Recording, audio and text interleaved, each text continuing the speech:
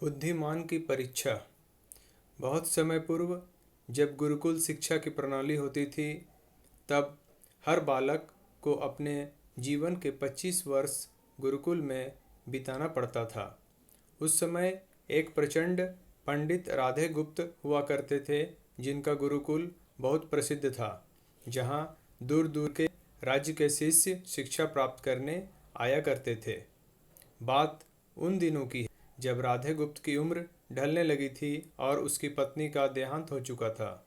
घर में विवाह योग्य एक कन्या थी। राधे गुप्त को हर समय उसकी चिंता सताती रहती थी।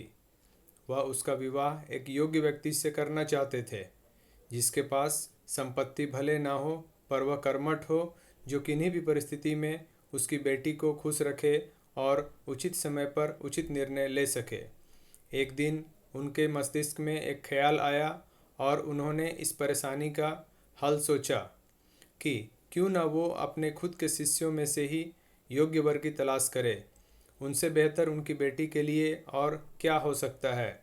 इस कार्य के लिए उन्होंने बुद्धिमान की परीक्षा लेने का निर्णय किया और सभी शिष्यों को एकत्र किया। राधे गुप्त ने सभी से कहा कि वे एक परीक्षा आयोजित करना चाहते हैं, जिसमें सभी की बुद्धिमानी का परिचय होगा। उन्होंने सभी से कहा कि उन्हें अपनी पुत्री के विवाह की चिंता है, जिसके लिए उनके पास पर्याप्त धन नहीं है। इसलिए वे चाहते हैं कि उनके शिष्य विवाह में लगने वाली सभी सामग्री कैसे भी करके एकत्र करें, भले उसके लिए उन्हें चोरी का रास्ता चुनना पड़े, लेकिन उन्हें चोरी करता कोई भी देख ना सके। इसी शर्त का पालन सभी को करना है। अगले दिन से सभी शिष्य कार्य में जुट गए। रोजाना कोई न कोई तरह तरह की वस्तुएं चुरा कर लाता और राधा गुप्त को दे देता। राधा गुप्त उन्हें एक विशेष स्थान पर रख देते, क्योंकि परीक्षा के बाद यह सभी वस्तुएं उनके मालिक को वापस करना जरूरी था, क्योंकि वे अपने शिष्यों को सही ज्ञान देना चाहते थे। सभी शिष्य अपने अपने दिमाग से कार्य कर रहे थे, लेकिन इनमें से एक चुपचाप गुरुकुल में बैठा हुआ था, जिसका नाम रामास्वामी था। वह राधा गुप्त का सबसे करीबी और होनहार छात्र था। उसे ऐसा बैठे देख राधा गुप्त ने इसका कारण पूछा। तब रामास्वामी ने बताया कि आपने परीक्षा की शर्त के रूप में कहा था कि चोरी करते वक्त इसे कोई देख ना सके। इस प्रकार अगर हम अकेले में भी चोरी करते हैं, तब भी हमारी अंतरात्मा उसे देख रही है। हम खुद से उसे नहीं छिपा सकते। इसका अर्थ यही है कि चोरी करना व्यर्थ है।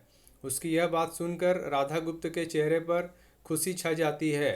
वे उसी वक्त सभी को एकत्र करते हैं और पूछते हैं कि आप सब ने जो चोरी की, क्या उसे किसी ने देखा? सभी कहते हैं नहीं। तब राधा गुप्त कहते हैं कि क्या आप अपने अंतर मन से भी इस चोरी को छिपा सके? सभी को बात समझ आ जाती है और सबका सिर नीचे झुक जाता है, सिवाय रामास्वामी के।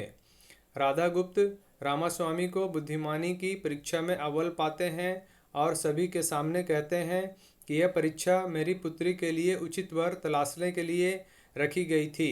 इस प्रकार मैं रामास्वामी का विवाह अपनी पुत्री के साथ तय करता हूँ। सभी खुशी से झूम उठते हैं।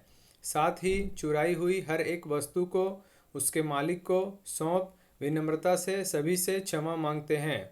हमारा वीडियो आपको पसंद हो तो लाइक करें, शेयर करें, सब्सक्राइब करें और बेल आइकन जरूर